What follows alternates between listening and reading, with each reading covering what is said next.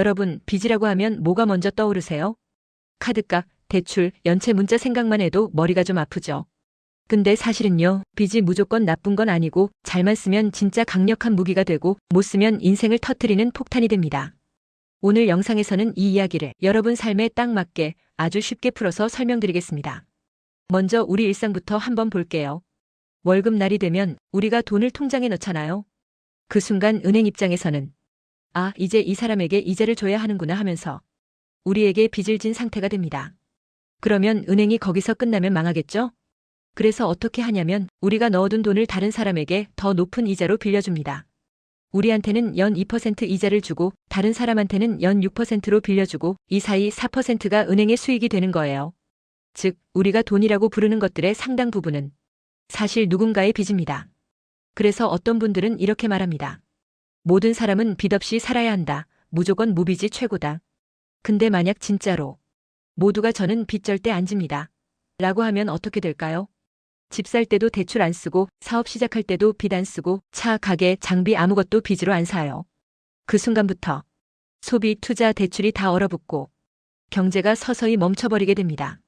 지금 우리가 살고 있는 세상은 애초에 빚을 기반으로 돌아가는 시스템이다. 이걸 먼저 이해하셔야 합니다. 그렇다면 여기서 가장 중요한 질문이 하나 나옵니다. 그래, 시스템에 빚이 필요하다는 건 알겠어. 그러면 나한테는 어떤 빚이 좋은 빚이고 어떤 빚이 인생을 망치는 나쁜 빚이냐? 여기서 나오는 개념이 바로 나쁜 빚 vs 좋은 빚입니다. 먼저 나쁜 빚부터 볼게요. 어떤 사람이 대학생 때 있었던 일입니다. 길을 가다가 무료 티셔츠 드려요. 이 말에 혹해서 신용카드를 하나 만들었어요. 원래는 라면이랑 땅콩버터 먹으면서 버티는 가난한 대학생이었는데 플라스틱 카드 한 장 생기니까 갑자기 인생이 달라진 것 같죠. 처음에는 테리야끼 치킨 한 그릇쯤 괜찮잖아.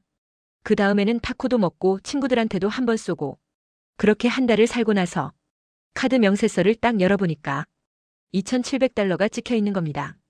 그 돈을 어디에 썼을까요? 다 이미 먹어버린 치킨, 타코, 외식이에요. 지금 손에 남은 건 살은 조금, 빚은 많이. 이게 바로 나쁜 빚의 전형입니다. 소득을 전혀 만들어주지 않고 당장 사라지는 소비에 쓰이고 이자는 2025% 같은 고금리. 정리하면 앞으로 내가 몇 년 동안 일해서 벌 돈을 미리 당겨 쓰는 대신 오랫동안 이자 내면서 고생하게 만드는 빚. 이게 바로 나쁜 빚입니다. 그럼 좋은 빚은 뭐냐? 사실 한 문장으로 끝납니다. 빚은 내가 아니라 자산이 갚게 만드는 것. 이게 좋은 빚의 핵심이에요. 예를 들어볼게요. 은행에서 돈을 빌려서 4세대짜리 작은 주택 건물을 하나 샀다고 해봅시다. 세입자들이 내는 월세로 이자를 내고 원금을 조금씩 갚고 관리비, 세금까지 처리가 됩니다. 그리고도 돈이 조금 남는다?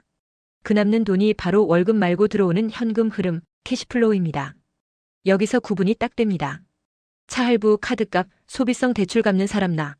월세 나오는 건물, 잘 돌아가는 비즈니스 갚는 사람 세입자, 고객. 이 차이 하나가 나쁜 빚과 좋은 빚을 완전히 갈라버립니다. 그래서 부동산 투자자들이 이런 말을 하는 거예요. 부동산은 돈보다 자유의 게임이다.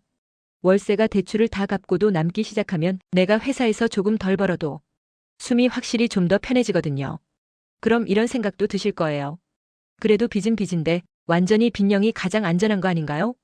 영상에서는 오히려 반대로 이야기합니다. 완전히 빚이 없는 상태일 필요는 없다. 이유는 두 가지입니다. 첫째, 지금 우리가 살고 있는 시스템 자체가 빚을 전제로 돌도록 설계되어 있기 때문에 아예 빚을 하나도 안 쓰는 사람은 시스템 바깥에서 혼자 뛰는 느낌이 들 수 있습니다. 둘째, 진짜 부자들은 빚을 소득으로 바꾸는 방법을 알고 있어요. 빚으로 자산을 사고 그 자산이 스스로 돈을 벌어주고 그 돈으로 빚을 갚게 만드는 구조죠. 이 사람들한테 빚은 위험이 아니라 레버리지 확대 장치입니다. 물론 선을 정하는 게 중요합니다. 예를 들어 10억짜리 건물을 하나 샀는데 10억 전부 대출이다. 이건 거의 폭탄이죠. 5억은 내 돈, 5억은 대출이다. 부채 비율 50%. 이 정도면 경기가 좀 흔들려도 한 방에 훅 날아갈 가능성은 많이 줄어듭니다. 결론은 이겁니다. 빚을 쓸 거라면 플레버리지로 미친 듯이 쓰는 게 아니라 내가 감당할 수 있는 선에서 꾸준한 현금 흐름이 나오는 자산에 묶어두고 써야 한다. 여기서 한 단계 더 들어가면 바벨 전략이라는 개념이 나옵니다. 이름은 어렵지만 내용은 정말 간단합니다. 레버리지를 쓰고 싶으시죠? 그러면 반대편에는 두꺼운 현금, 비상금을 반드시 들고 가셔야 한다는 이야기예요. 한쪽 끝에는 공격적인 빚 레버리지 투자. 다른 한쪽 끝에는 아무 일 안 해도 안전한 현금 예금 MMF 비상금. 이 두 개를 같이 들고 있는 모양이 엽기 바벨처럼 생겨서 바벨 전략이라고 부르는 겁니다. 한 문장으로 요약하면 이렇습니다. 현금이 바로 레버리지를 쓸 수 있는 허가증이다. 집이나 자산은 샀는데 보일러가 나가고 천장에서 물이 새고 세입자가 갑자기 나가고 몇 달 동안 공실이 나도 손댈 수 있는 현금이 하나도 없다. 그러면 자산이 아무리 좋아도 그냥 시장 퇴출입니다. 반대로 현금이 든든하게 있으면 위기가 와도 이 정도는 내가 버틸 수 있는 구간이구나 하고 침착하게 대응할 수 있고 남들이 던지는 시점에 오히려 줍줍 기회로 바뀔 수도 있어요. 그래서 레버리지를 쓰고 싶으시면 반드시 그만큼의 현금도 같이 챙겨두셔야 합니다. 빚 얘기하면 또 하나 중요한 게 있죠. 바로 고정금리 vs 변동금리입니다. 영상에서 이런 예시가 나와요. 어떤 분의 아내가 2.6% 고정금리로 주택담보대출을 받았는데 요즘 물가 상승률이 예를 들어 4%라고 해볼게요. 이게 무슨 뜻일까요? 매년 물가가 4%씩 오른다는 건 돈 가치가 그만큼 떨어진다는 거죠. 그런데 대출 이자는 2.6%밖에 안 됩니다. 결국 이건 실질적으로 아주 싸게 빌린 돈이 되는 거예요. 시간이 갈수록 내가 느끼는 부담은 오히려 줄어드는 구조죠. 그래서 이런 말을 합니다. 고정금리 장기 대출은 10년, 20년 뒤에도 내가 매달 얼마를 내야 하는지 똑똑히 알고 있는 상태이고 인플레이션이 계속되면 빚의 무게가 점점 가벼워질 수 있다. 반대로 변동금리 신용대출, 카드로는 어떨까요? 금리가 오르면 이자가 같이 치솟습니다. 매달 내야 하는 돈이 훅 늘어나면서 현금 흐름이 깨져버리죠. 그래서 정리하면 빚은 가능하면 고정금리 장기 가능한 한낮은 이자. 이 조합일 때 좋은 빚이 될 가능성이 크다. 마지막으로 왜 미국 국가부채 이야기가 나오는지 잠깐 볼게요. 지금 미국은 세계에서 빚을 가장 많이 진 나라입니다. 근데도 당장 무너지지 않죠. 이유는 간단합니다. 국가, 기업, 개인까지 모두 빚을 내고 갚고 또 빌리면서 이 시스템 자체가 그 위에 서 있기 때문입니다.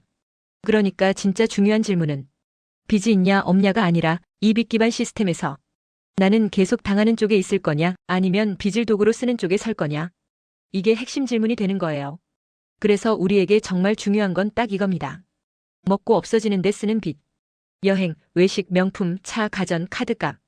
이런 것들은 최대한 줄여야 하고 자산이 대신 갚아주는 빚.